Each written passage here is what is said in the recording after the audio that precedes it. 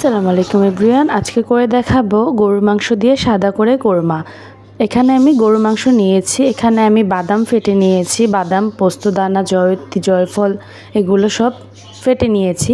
এখানে নিচ্ছি tomato sauce আর নিচ্ছি সয়া সস। চুলায় একটি প্যান ভালো মতো গরম করে দিয়ে দিচ্ছি সয়াবিন তেল। তারপর দিয়ে দিচ্ছি গরম মশলা, তেজপাতা, দিয়ে দিচ্ছি পেঁয়াজ দিয়ে ভালো করে নেড়ে নিচ্ছি। পেঁয়াজটা ভালো করে বাদামি করে ভেজে নিব।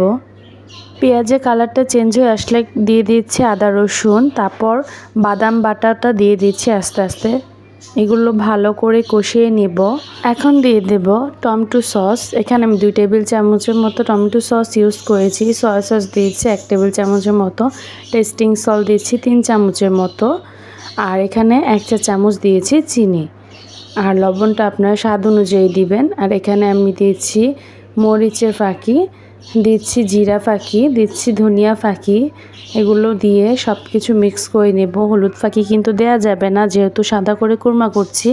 হলুদ দিলে হলুদ হয়ে যাবে। মশলাটা ভালো করে কষিয়ে আনার পর তারপর আমি দিয়ে দিচ্ছি গরুর মাংসগুলো।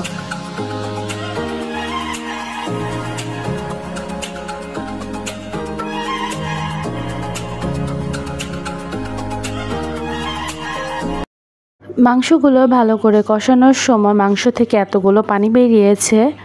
আমি আর এক্সট্রা পানি এখানে ইউজ করিনি। এখানে দিয়ে দিচ্ছি কাঁচামরিচ দিয়ে আমি আবারও ভালো করে রান্না করে নেব। এখানে মাংসের পানি শুকিয়ে আসার পরে তারপর আমি দিয়ে দিচ্ছি 1 কাপ পরিমাণ তরল দুধ। আমি তো তরল দুধটা ইউজ করেছি, আপনারা চাইলে গুঁড়া দুধটা দিতে পারেন। গুঁড়া দুধটা দিলে স্মেলটা আরও ভালো আসে। আমার হাতের কাছে জাল করা তরল দুধ ছিল, তাই আমি তরল দুধ দিয়েছি। এখানে আমি পরিমাণ মতো পানি দিয়ে ঢাকনা দিয়ে ঢেকে দিচ্ছি। এখানে ঢাকনার এই ফুটোটার মাঝে আমি একটি লবঙ্গ দিয়ে দিয়েছি, যাতে করে ভিতরে হাওয়াটা বেরিয়ে না আসে আর মাংসটা ভালো করে কুক হয়ে যায়। এখানে আমি ভালো করে নেড়ে চেড়ে দেখে নিচ্ছিলাম মাংসটা যে কীরকম সিদ্ধ হয়েছে। তারপরে আমি দিয়ে দিয়েছিলাম ঘি। মাংসের পানিটা অনেকখানি শুকানোর পরেই কিন্তু আমি ঘিটা দিয়েছি। এখানে আমি ইউজ করছি প্রাণের ঘি, আপনারা যে কোনো ঘি দিতে পারেন। এখানে আমি ঘি দিয়ে দিচ্ছি 3 টেবিল চামচের মতো।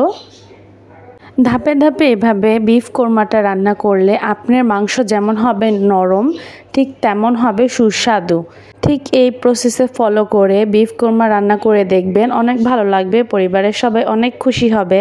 এখানে আমি মাংসের পানি শুকিয়ে আসার পরে 1 ঘন্টা দমে রেখে দিয়েছি, যার কারণে মাংসটা অনেক সফট হয়েছে। তো আজ এই পর্যন্তই। আল্লাহ হাফেজ।